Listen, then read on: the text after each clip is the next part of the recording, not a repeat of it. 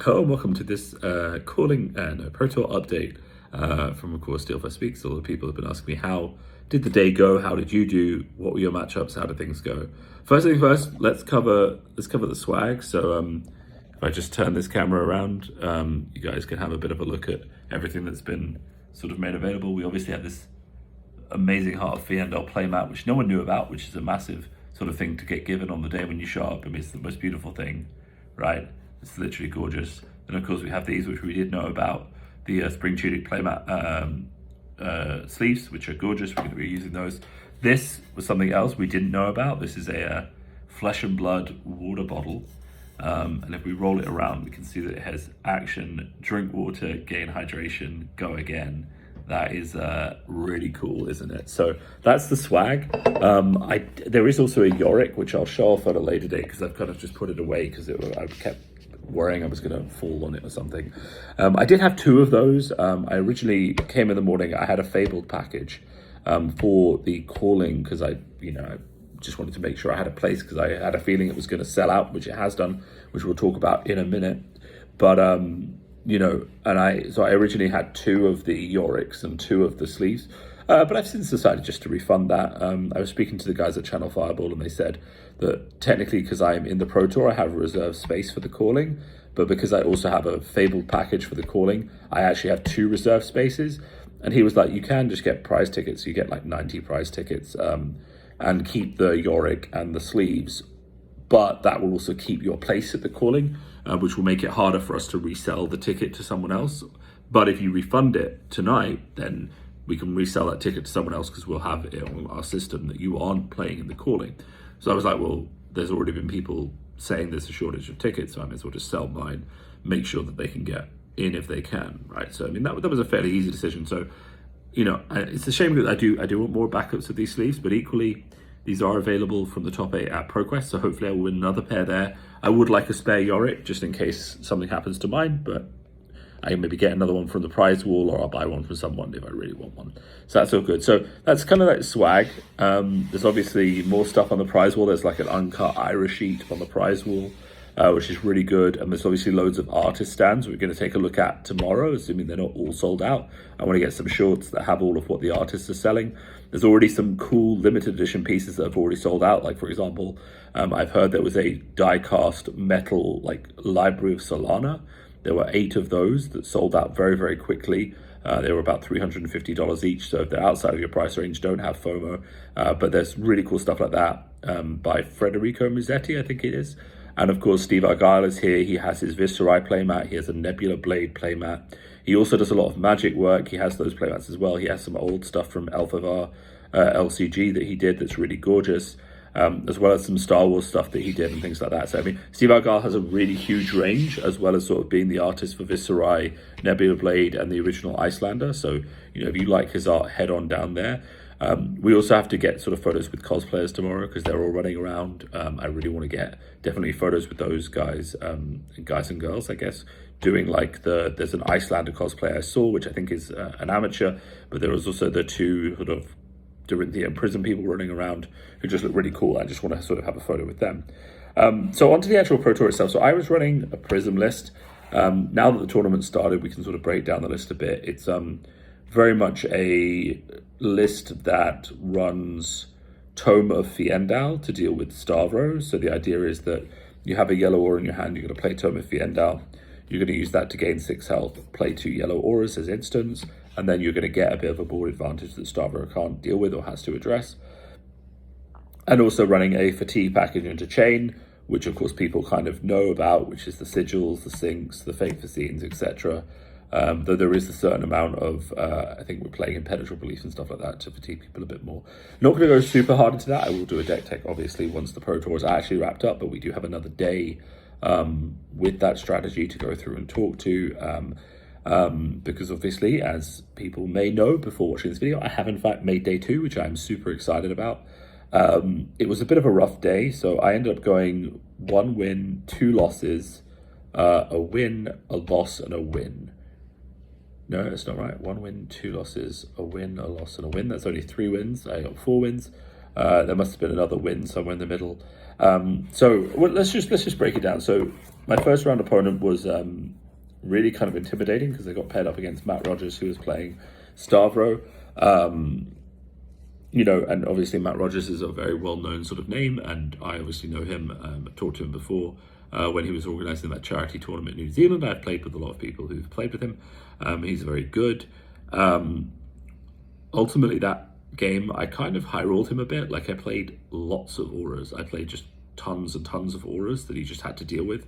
I double aured on turn 1, I went first. I double aured on turn 2.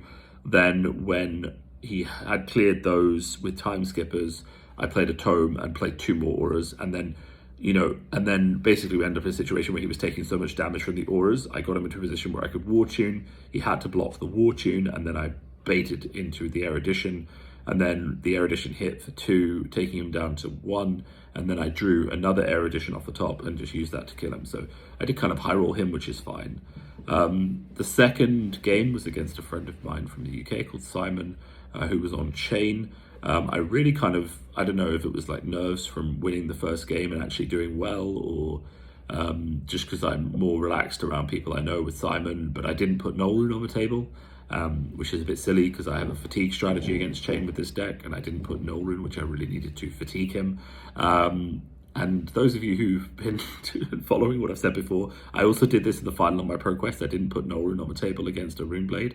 I have now in my sideboard guide written in big notes, please play Null Rune, you idiot. So my roommate in the couch, you can see him briefly, Jason. Jason is a lovely guy. I always room with Jason if I can. He's really good company. He's just laughing in the background, being like, what the fuck you did? Like, what did you do? So that was kind of like, I was trying to fatigue him, but I couldn't efficiently block the Rosetta or any of that kind of stuff because I didn't have Null Rune, and I could use my Arcanite Skullcap, but it was just never great. So I didn't really end up pushing the way I needed to, or staying on the life total I needed to deal with those last few turns. I did still almost fatigue him. He was down to 6 cards in his deck, but I didn't have a War Tune ready to kill Ursa, so it was a bit of a problem there. After that, just let me open up the other page of notes. Sorry, so I've got 2 different pages of notes here. Very elaborate life total tracking.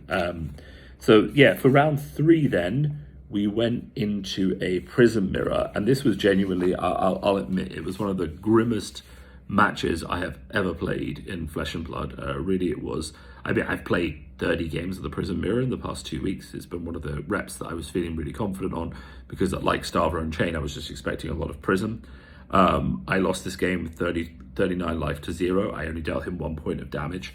Really all that happened, and this was kind of really bad, is that he got his 3 eruditions in the first 2 turns of the game, and obviously I used my Ironhide Gauntlets and a block to block one of them, but I didn't draw a Soul Shield or a Prismatic or anything that would let me block the second one, and then he drew the third one as well and hit me with that again. So we end up in a situation where he's hit me with 3 eruditions. He has Soul, he's building board because he's hit me with the eruditions. I can't really compete with that, and then he starts playing Prismatic Shields. He gets 7 shields in play, then he gets an Ode to Wrath.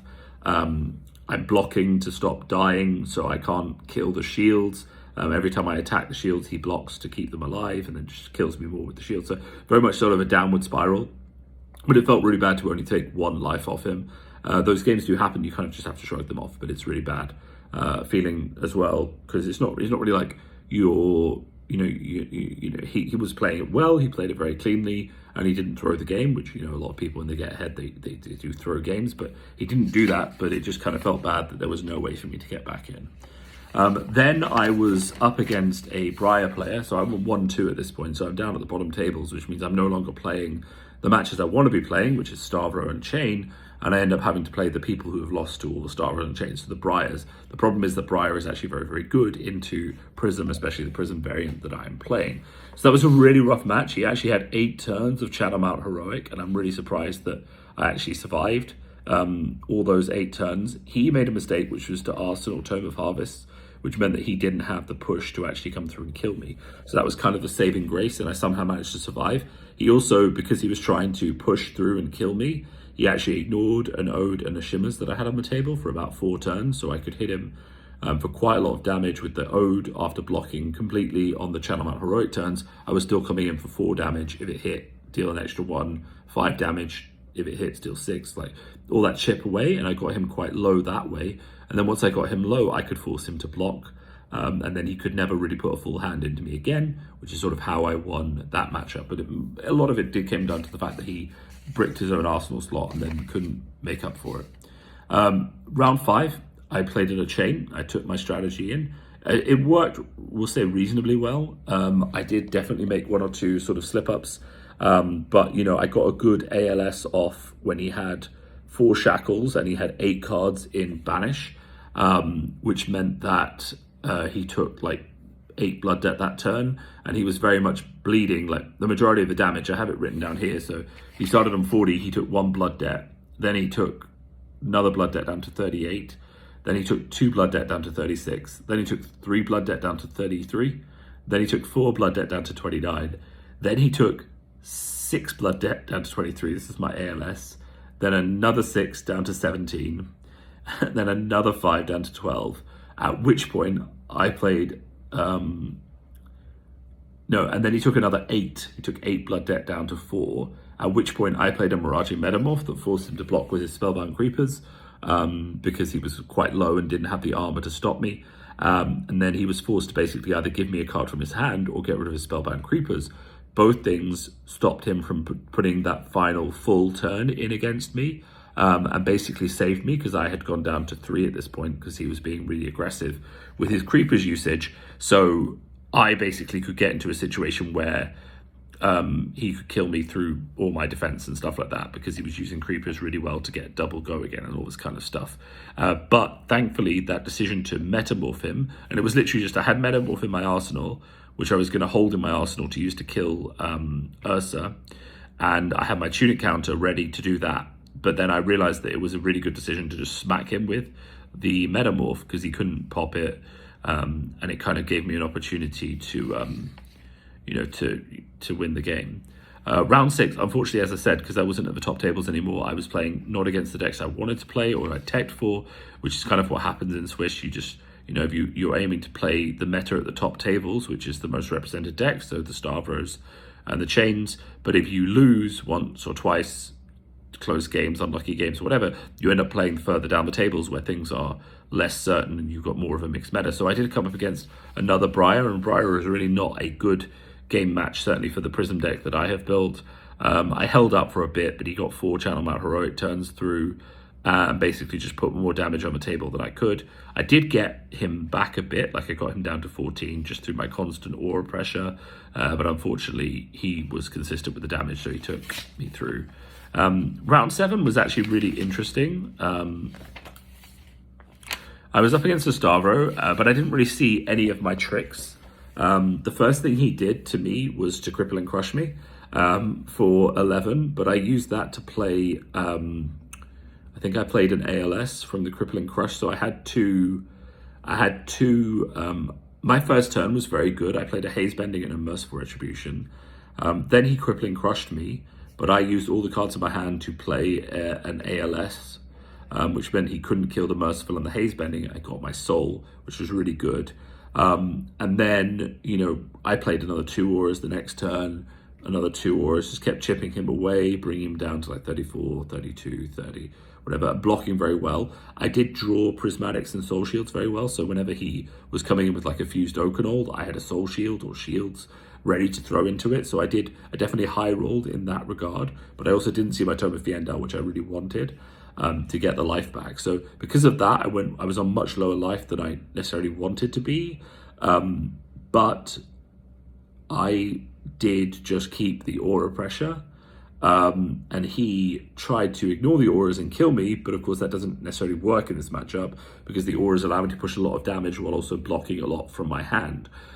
We ended up in a situation where basically he was on quite low life and I drew a Mirage Metamorph and I hit him with it, and if it hits, obviously he dies, so he thinks the best solution is to break the Metamorph, but then obviously I play an Ode to Wrath. I didn't unfortunately have the resources to go again on the Metamorph and attack with the Ode to Wrath, and I've just made a copy of the Ode to Wrath, so I have 2 on the board. I can't attack with it, so I pass the turn to him, knowing that if he fuses, I lose. But he has just popped me with a huge Spinal Crush, so maybe he won't fuse, maybe he won't have a big attack even if he does fuse. He misses the fuse, even with the tunic, which is such a relief. So then all he can do is hammer to kill one of my auras. But then on my turn, but he decides not to because I'm on quite low life here. So he tries to go at the kill for me with 7. But I have shields and I have blocks from hand, so I just block that way. I go down to 2, but I have 2 Odes of Wrath in play, a Mirage Metamorph again because I drew another one in my hand, and of course another yellow to make a shield. So I'm coming in, I play Miraging, he pops it again because he's worried about the damage, but then I make a 3rd Ode to Wrath, I make a shield, I attack 4 times, he blocks with his entire hand, he's on 2, he draws up, I draw up, I make another shield, I attack 5 times, and it's GG. So I feel like I didn't necessarily high roll that game. I drew well, I played well. I definitely did draw the defense reactions at the right time, but also in this new version of Prism into Starfire, I am actually running, another 3 defense reactions. I'm running Sync Blows and Soul Shield. So, I have a bit of reach there to draw defense reactions to block some good things. So that was day 1. Obviously, we're going to do another update tomorrow evening after the next 7 rounds. I really am, I've said this before, I know I've done the maths. I know that statistically I'm on 4-3. I'm not making the top 8. It's going to be very, very hard for me to make the top 32. But maybe I can make the top 64, which would be, probably cover my trip, which would be really good. But the main thing, and I want to stress this, is I'm here to play the Pro Tour. I'm not here to play the calling. The calling will be a lot of fun. There's no shame in playing the calling or, anything like that. No, Jason, I said there's no shame in playing the calling. He's swearing at me because he's playing in the calling. But I mean, genuinely, there's nothing wrong. I would be perfectly happy playing the calling. There's going to be 1,000 people. It's going to be twice the size of the Pro Tour. It's going to be so huge and so hype. But I came in to play the Pro Tour. I kind of just want to know what my final score from the Pro Tour is. Like, am I a 9-5 player? Am I a 10-4 player? What is my current level in Flesh and Blood, and where do I go from here, right? Because if I play this Pro Tour and then I do another one next year, because I'm hoping I won't have to play in Lille. I'm hoping I can cast that.